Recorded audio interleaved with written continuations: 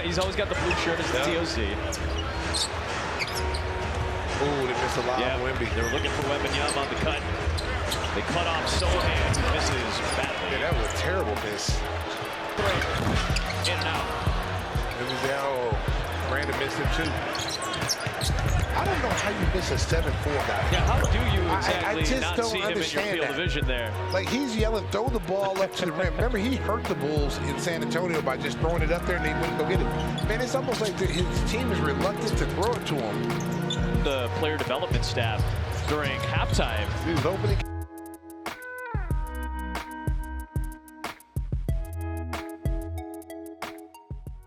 Wembanyama in the preseason was one of the most anticipated players to ever join the league, probably since Zion, in my honest opinion, and then from Zion to LeBron James. But he is one of those athletes where he can play defense, he has a pretty good shot, and he's tall enough to just get lobs. But as you see, I feel like the San Antonio Spurs are failing him on multiple levels, on just abysmal levels for him.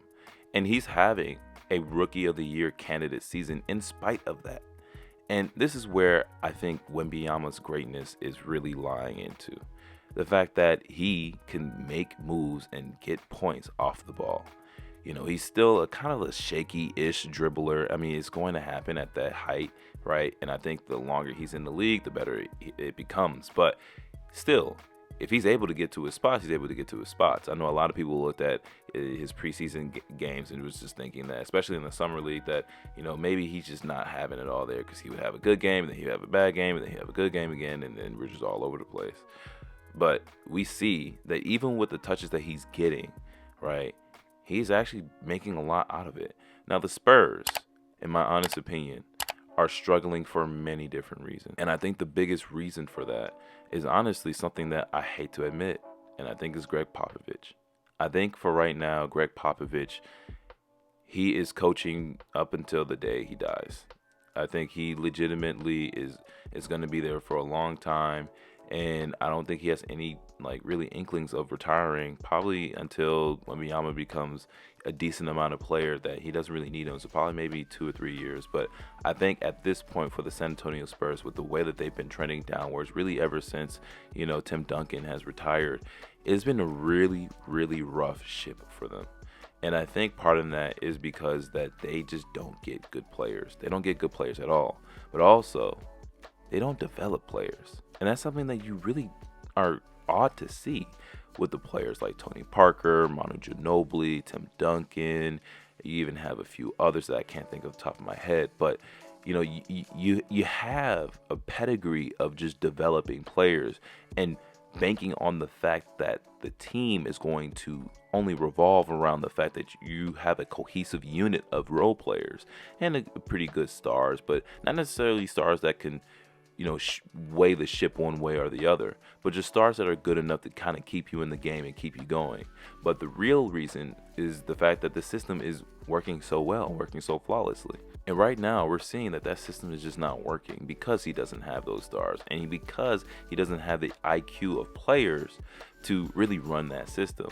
Now, I know a lot of people will say, well, then Malik, that's not his fault. But the thing is, he owns the team. He's a GM, president, everything. He owns everything in all aspects, all basketball avenues. He owns it. And you can't really blame anybody outside of himself. It's the fact that he's, you know, pretty much allowing a lot of tomfoolery to happen. I know you guys saw in the beginning how you had, you know, 2 players, I mean, back-to-back plays almost, where they're just not giving Wembanyama the ball. And I've seen this in multiple games where he can be in the dunker spot. He can have his hand up. There's no way you're not passing the ball to Wembanyama when he has somebody shorter than him and he has his hand up that's almost touching the rim. And all he has to do is catch the ball and jump up and dunk. That's 2 easy points right there. Now, I don't know if Greg Popovich is really, you know, hounding this fact onto people, but the fact that we're seeing this late in the season is really alarming. Is really, really alarming. And the reality is Wembanyama is being successful in spite of that, in spite of all the woes of the San Antonio Spurs. And listen, they have a few good players like Jeremy Sochan and the other guard that's you know, really coming up, but part of the issues is them too, and the fact that they're not really good, robust playmakers. Yes, they can get you points, but in terms of spreading the ball around, I don't think that good. Now, I know the numbers might say otherwise, but if you watch the games, man, it's a really tough watch. And I think Greg Popovich is really hesitant right now in putting the keys, putting the full ownership of the team being on Wembanyama. I think he's allowing other players to develop, which is perfectly fine. But they need to develop around Wembanyama. If you're going to pick this phenom out of France and be the star player coming to your team, they have to allow him to be the star player. Now, that doesn't mean he takes up the ball every time or anything like that, but he needs more touches, and you need to really emphasize the fact that, hey, even if he has a center on him, if he gets pretty good inside positioning and that elbow's on the back, there's no way that they're going to get that, right? And then you're just going to force fouls because they can't stop it. He's right there at the rim. He's too tall. With a 7'6" wingspan, I think, it's just insane. But the reluctance to make the team fully his and allow the onus to be on him is going to make this Wembanyama season, this Rookie of the Year season in my eyes, a little bit more harder to watch, especially if you're a San Antonio Spurs fan. Now, I understand that, yes, he is a very, very young player, and the fact that giving him the keys is really a dangerous thing, and I completely understand. But I think part of that is coming from a system that can allow him to flourish in a more feasible manner, right? Which is something that I think even Greg Popovich, even with all his struggles, is allowing Wembanyama to still make those moves, but it's mostly off ball. He's mostly playing around players and kind of doing what he can. But instead of being like, okay, I am the person for this team. And I don't think he has it in him yet to say that. I don't think he has it in him yet to be the person. But that's one of those things where you kind of just ease him into that role, where you tell him, like, listen, this is your team. Jeremy Sochan and the others, right?